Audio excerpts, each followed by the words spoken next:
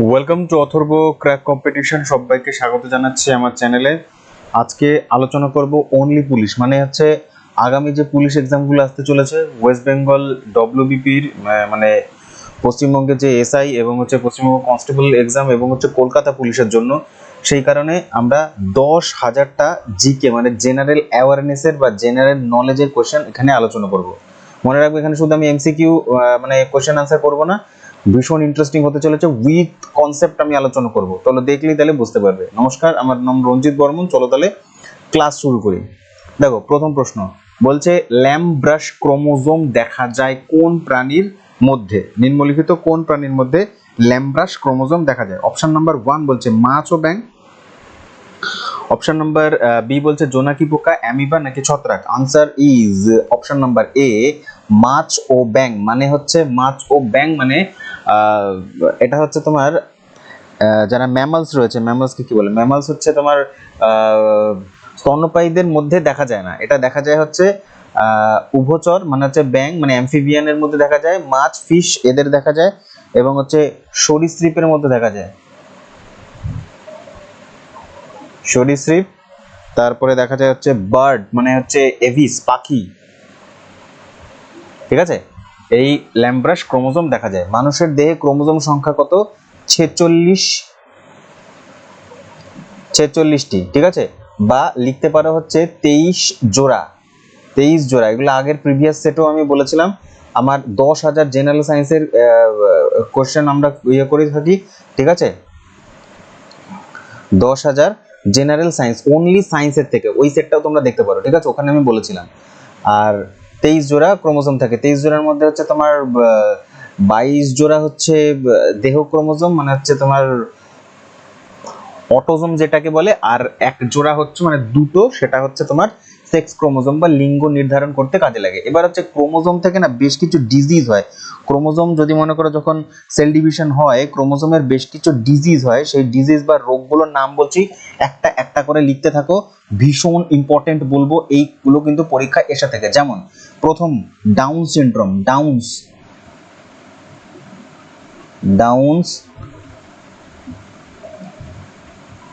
Syndrome,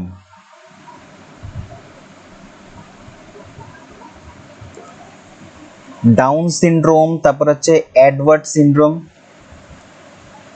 Edward syndrome. 3 নম্বর মনে রাখবে হচ্ছে টার্নার সিনড্রোম, ভীষণ ইম্পর্টেন্ট, টার্নার সিনড্রোম। 4 নম্বর মনে রাখবে হচ্ছে পটাউ সিনড্রোম,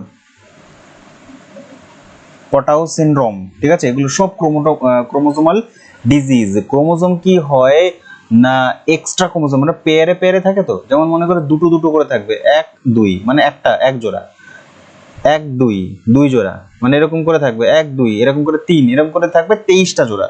তো কি হয় তার মানে মনে করো এই যে এরকম করে 1 2 3 এক্সট্রা চলে যখনই আসবে, দুটোর জায়গায় একটা যখন এক্সট্রা চলে আসলো না, তখনই একটা এক্সট্রা ডিজিজ চলে আসলো। সেই ধরনের হচ্ছে 21 নম্বর ডিজিজ যখন এরকম হবে 21 নম্বর ক্রোমোজোমে, সেটাকে বলে ডাউন সিনড্রোম।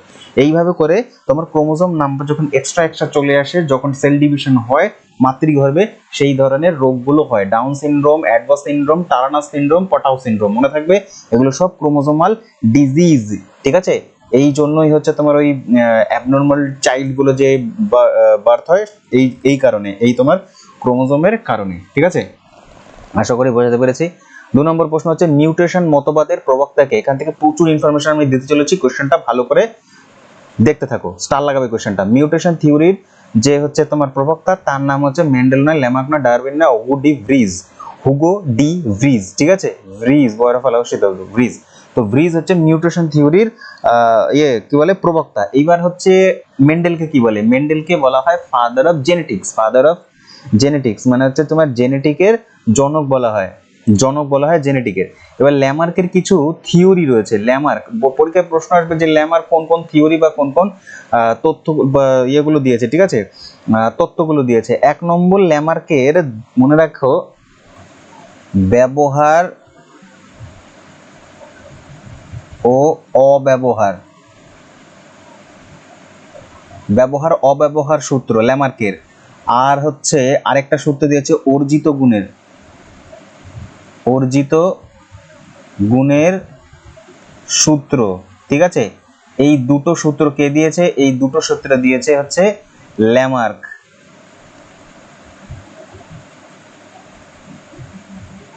ওকে, আচ্ছা, তারপরে আমরা আলোচনা করব হচ্ছে ডালটন মানে ডারউইন কি দিয়েছে? ডারউইনের সূত্রের মধ্যে একটা ইম্পর্টেন্ট সূত্র হচ্ছে, সেটা হচ্ছে যোগ্যতমের উদ্বর্তন।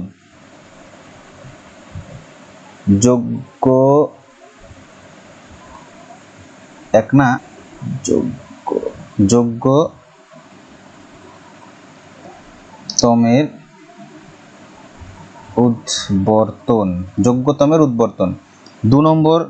দু নম্বর মনে রাখবে যে প্রাকৃতিক নির্বাচন, ন্যাচারাল সিলেকশন, ঠিক আছে। আচ্ছা, আরেকটা আছে কি বলতো? অত্যাধিক বংশবৃদ্ধির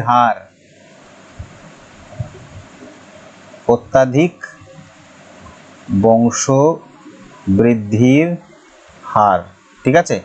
এই তিনটে সূত্র কার? না, তিনটে সূত্র হচ্ছে ডারউইনের।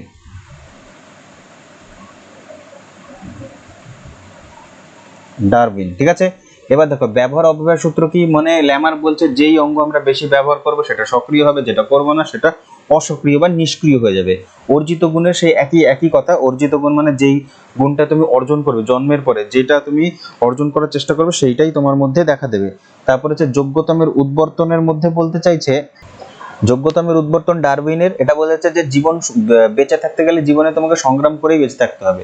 যে সংগ্রাম করে বিজিত হয় বা বেঁচে থাকতে পারবে তাকেই বলা হয় ন্যাচারাল সিলেকশন থিওরি। অত্যাধিক বংশবৃদ্ধির হার মানে হচ্ছে বলছে যে পৃথিবীতে এমন কিছু প্রাণী আছে যারা অত্যাধিক পরিমাণে বংশবৃদ্ধি করে, কিন্তু প্রকৃতির নিয়মই হচ্ছে এটা যে সবাই বংশবৃদ্ধি করলেও বা সবাই কিন্তু বেঁচে থাকে না, একটা নির্দিষ্ট হারেই সবাই বেঁচে থাকে। তার কারণ আমাদের রিসোর্স যে উৎস খাদ্য সেগুলো কিন্তু লিমিটেড, ঠিক আছে। তো এই হচ্ছে পাঁচটা সূত্র ল্যামার্ক এবং ডারউইনের, মনে রাখবে। হুগো ডি ভিস হচ্ছে মিউটেশন থিওরি, আর মেন্ডেল হচ্ছে কি জনক বলা হয় কিসের? না, জেনেটিক্সের জনক বলা হয়। আরেকটা আছে, চলো আমি বলেই দিই, সেটা হচ্ছে ওয়েইজম্যান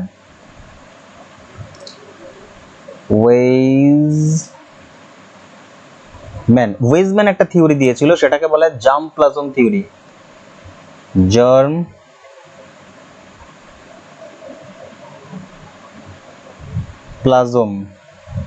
প্লাজম তত্ত্ব, ঠিক আছে, সূত্র এটা দিয়েছিল ওয়েইজম্যান। মনে রাখবে, ভীষণ ইম্পর্টেন্ট টপিক আমি আলোচনা করলাম তোমাদের সাথে।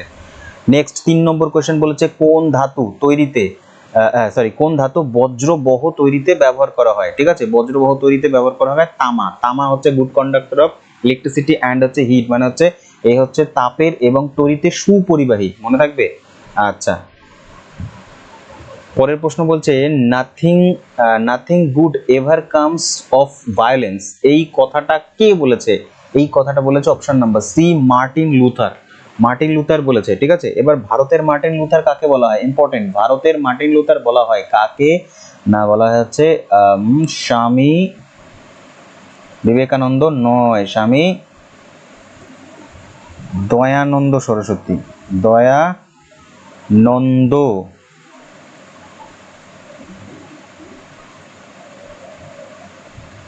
দয়ানন্দ সরস্বতী আর্য সমাজ স্থাপন করেছিল। আর্য সমাজ কত সালে? 1875 সালে, ঠিক আছে, মনে থাকে যেন। ব্যাক টু বেদাস এই নিয়েই বলেছিলেন, ব্যাক টু বেদাস মানে হচ্ছে বেদে ফিরে যাও, এক কথায় বেদে ফিরে যাও, ঠিক আছে।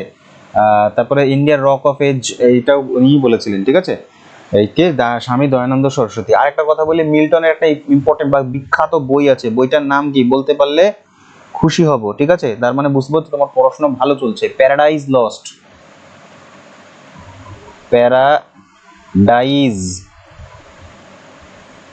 লস্ট, খুব ভালো কথা বলছি, মন দিয়ে শোনো, ঠিক আছে ভাই। তোমরা প্রিপারেশন করছো, খুব ভালো কথা।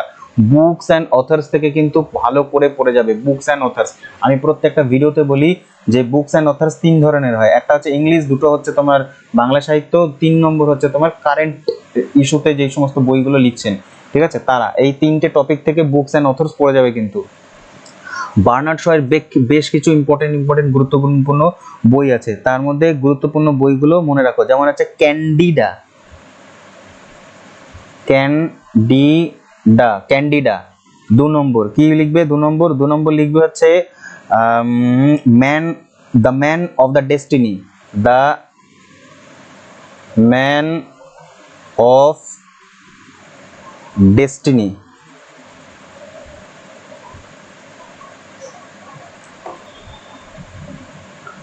তারপরে আর কি লিখবে, আরেকটা ইম্পর্টেন্ট বই আছে, সেটা হচ্ছে ম্যান অ্যান্ড সুপারম্যান,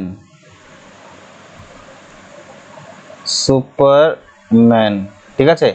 আচ্ছা, এইগুলো মনে রাখবে। দেখো একটা প্রশ্নে এতগুলো আমি ইনফরমেশন দিচ্ছি, ওই জন্য আমি 10,000 জিকে বলেছি। আচ্ছা, সৈয়দ মুস্তাফা আলীর ছদ্মনাম কি? ছদ্মনাম, এটা একটা খুব ভালো ইম্পর্টেন্ট টপিক, মনে রাখবে। ছদ্মনাম বাংলা সাহিত্যের, উনি হচ্ছেন সত্যপীর নামে লেখেন। যদি না থাকে অপশনে, তাহলে আরেকটা হচ্ছে, তার আরেকটা ছদ্মনাম আসে ওমর খৈয়াম, ওমর খৈয়াম, ঠিক আছে, এইটাও তার একটা ছদ্মনাম, এই সৈয়দ মুস্তাফা আলীর। পরের প্রশ্ন বলছে 10% ল এর প্রবক্তা কে? 10% ল, স্টার্ট অফ, ভীষণ ইম্পর্টেন্ট কোশ্চেন, ভীষণই গুরুত্বপূর্ণ কোশ্চেন। বলছে 10% ল, এটা বলেছেন হচ্ছে লিন্ডেম্যান বলেছেন হচ্ছে 10% ল। কি ওই 10% ল? 10% ল বলার চেষ্টা করছেন যে খাদ্য শৃঙ্খল রয়েছে, খাদ্য শৃঙ্খলকে উৎপাদক, তারপর হচ্ছে প্রথম শ্রেণীর খাদক, দ্বিতীয় শ্রেণীর খাদক, তার মানে প্রথম শ্রেণীর খাদক তোমার উৎপাদককে খায় হচ্ছে প্রথম শ্রেণীর খাদক, প্রথম শ্রেণীর খাদককে খায় হচ্ছে দ্বিতীয় শ্রেণীর খাদক। তো কি হয়, একটা স্তর থেকে আরেকটা স্তরে এনার্জি বা শক্তি সঞ্চারিত হচ্ছে, একটা স্তর থেকে আরেকটা স্তরে। কিন্তু বলছে এই যে শক্তিটা, এইটা একটা স্তর থেকে আরেকটা স্তরে গেলে 10%ই যাবে, 10%ই যাবে, ঠিক আছে। তো এই বলেছে এই কথাটা যিনি, তার নাম হচ্ছে লিন্ডেম্যান, ঠিক আছে। আচ্ছা, এবার বলছে দেখো হ্যাকেল, এই হ্যাকেল একটা কথা বলেছেন, পুরো নাম হচ্ছে আর্নেস্ট হ্যাকেল। তিনি একটা শব্দ প্রয়োগ করেছিলেন, ভীষণ ইম্পর্টেন্ট টপিক বলছি। আর্নেস্ট হ্যাকেল বলেছিলেন হচ্ছে কি বলতো,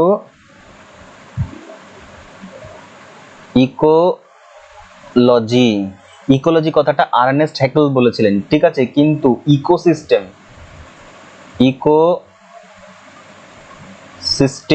এই কথাটা কে বলেছিলেন? এই কথাটা বলেছেন হচ্ছে আর্থার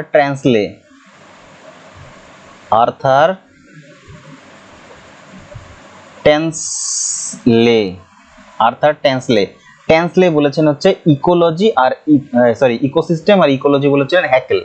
ওকে, ভাইজম্যানের একটা থিওরি আমি একটু আগে বললাম, জার্ম প্লাজম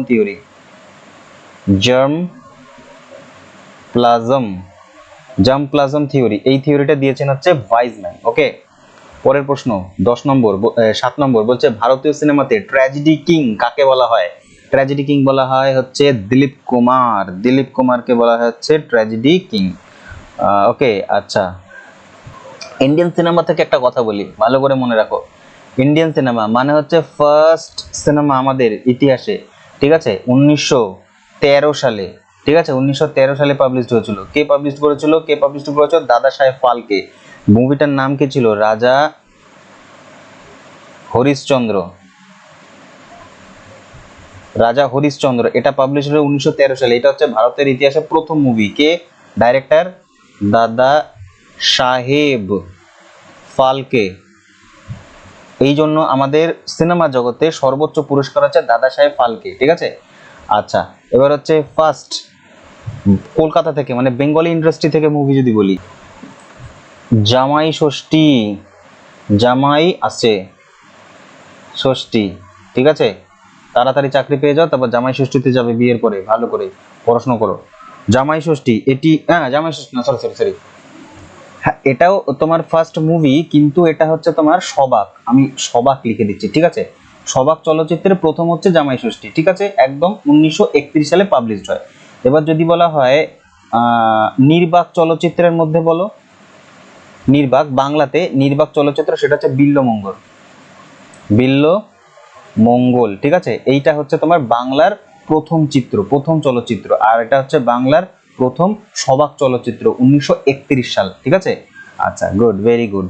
চলো নেক্সট কোশ্চেন। বলছে কি, বলছে কলিঙ্গ পুরস্কার কে দেয়? কলিঙ্গ পুরস্কার দেয় হচ্ছে ইউনেস্কো। ইউনেস্কো, ইউনেস্কো, ঠিক আছে। ইউনেস্কো মানে হচ্ছে তোমার United Nation educational scientific cultural organisation. কোথায় রয়েছে হেডকোয়ার্টার? হেডকোয়ার্টার রয়েছে হচ্ছে প্যারিসে। প্যারিস, কোথায় প্যারিস? ফ্রান্সের রাজধানী প্যারিসে হচ্ছে তার হেডকোয়ার্টার রয়েছে, মনে থাকবে। Very good. আচ্ছা, ইউনিসেফ, ইউনিসেফ, ইউনিসেফ হচ্ছে তোমার United nation children's fund. United nation children's fund, এটার হেডকোয়ার্টার হচ্ছে কোথায়? এটার হেডকোয়ার্টার হচ্ছে new York. York, new York কোথায় রয়েছে? ইউএসএ, আমেরিকা, নিউ ইয়র্কে ইউনিসেফ রয়েছে, মনে থাকবে। Good, very good. আচ্ছা, আচ্ছা, আরেকটা কথা বলি, কলিঙ্গ পুরস্কার যে কথা হচ্ছিল, কলিঙ্গ পুরস্কার অ্যাকচুয়ালি কি পুরস্কার? এটা হচ্ছে এটা হচ্ছে তোমার সায়েন্স, বিজ্ঞানের পুরস্কার, বিজ্ঞান রিলেটেড পুরস্কার, বিজ্ঞানের ক্ষেত্রে দেয়া হয় বা সায়েন্স রিলেটেড পুরস্কার হচ্ছে কলিঙ্গ পুরস্কার, ইউনেস্কো গভর্নমেন্ট দেয়া হয়। কলিঙ্গ কোথায়? কলিঙ্গ কোথায় বলো তো? কলিঙ্গ হচ্ছে ওড়িশাতে, ওড়িশাতে, ওড়িশাতে। আচ্ছা, অশোক কলিঙ্গ দখল করেছিল, ঠিক আছে, তার জন্য কলিঙ্গ যুদ্ধ হয়। এক সেকেন্ড, কলিঙ্গ যুদ্ধ, কলিঙ্গ যুদ্ধ কত সালে হয় বলতে পারবে? বলতে পারবে কি? 261 বিসিই, মানে হচ্ছে খ্রিস্টপূর্বাব্দ 261 বিসিই তে কলিঙ্গ যুদ্ধ হয়, ঠিক আছে। আর এটা জানা যায় কোন শিলালিপি থেকে? এটা হচ্ছে জানা যায় অশোকের শিলালিপি, শিলালিপি 13 নম্বর শিলালিপি থেকে জানা যায়, মনে থাকবে। গুড। 9 নম্বর প্রশ্ন, বলছে মঙ্গোলিয়ার রাজধানী কি? উলানবাটর। উলানবাটর হচ্ছে মঙ্গোলিয়ার রাজধানী। চলো বাকিগুলো জেনে নিই। মাস্কাট কোথাকার? মাস্কাট হচ্ছে ওমানের,